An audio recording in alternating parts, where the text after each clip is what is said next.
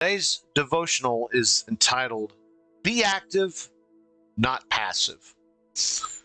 You've seen this person everywhere you go. The ones that shy away from the crowd, they sit in the back, their heads down, hoping you don't call on them. No, they're quiet. They're very passive. They're almost paralyzed with fear to do anything other than sit there and be quiet. They really, really hope that you don't call on them, whether it's at church or at school or even family events. But how many times in your life have you been this person that you pray you don't get called on so the spotlight's suddenly on you? That even if you do know the answer, you still get that lump in your throat, it stops you from saying anything less. You might be ridiculed, or if you even say one wrong thing. See, in 1 Timothy 6:11 and 12, Paul tells us how we need to live our Christian lives, how we need to conduct ourselves in the presence of others, and how we respond to situations. But you, Timothy, belong to God, so run away from all evil things and follow what is right and good. Pursue a godly life along with your faith, love, perseverance, and gentleness. Fight the good fight for what we believe.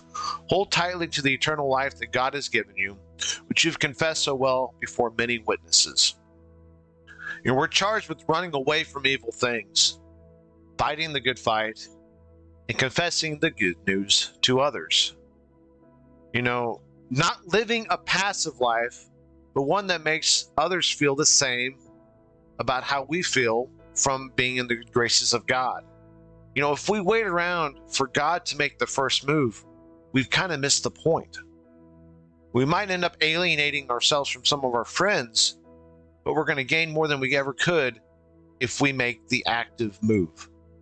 We have to pursue a life that's full of faith, love, perseverance, and gentleness.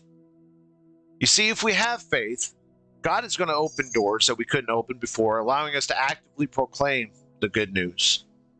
And if we proclaim with love, we'll say what we need to say in a manner that is pleasing so others will want to hear the good news. And if we persevere with what we're called to do, God is going to greatly bless us and continue to give us more and more courage to proclaim this good news.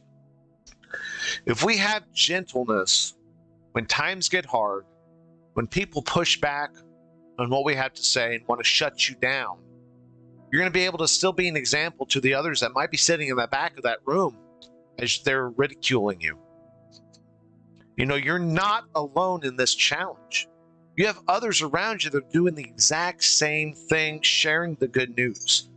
And then 2 Timothy 2:22 states, run from anything that stimulates youthful lusts. Follow anything that makes you want to do right. Pursue faith and love and peace, and enjoy the companionship of those who call on the Lord with pure hearts. When you want to do right, stand up.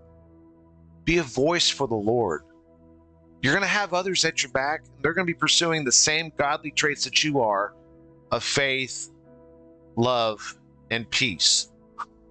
So what are you waiting for?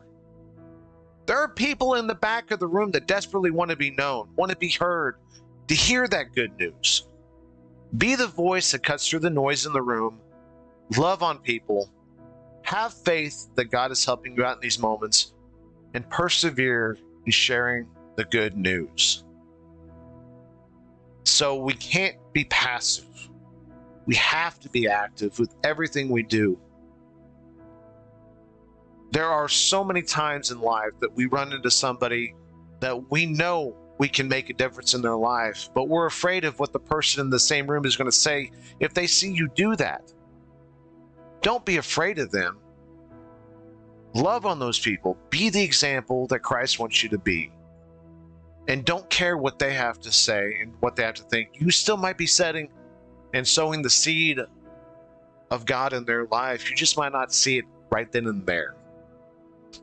So go and be so active in your faith that you just want to scream it from the mountaintops. Get into the good word. Pray to God. Find the people that you can communicate these things with in a safe setting at first, and then go out. So many times, like I said, you're going to feel like you might have the right answer, but you might not have 100% of the right answer. I don't. I know for a fact I don't always have the right answer, but I always know where to go and find that right answer. So there is our devotional for today.